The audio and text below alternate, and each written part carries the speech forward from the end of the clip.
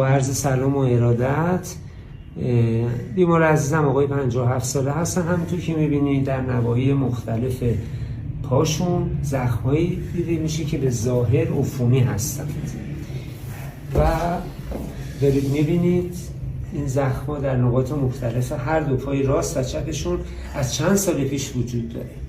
همونطور که اینا رو میبینید اینا ماهیت و اساس عفونی نداره. ایشون مبتلا به بیماری به نام پوستی اتوایمیون به نام پنفیگوس پسوریازیس و ایدرادنیت چرکی هستش.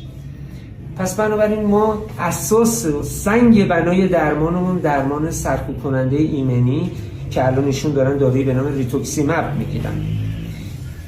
اگر عفونت ثانویه روی اینا سوار شه، یک متخصص عفونی داروهای عفونی آنتی بیوتیک وسیطف مناسب به ایشون خواهد داد. پس بنابراین این زخم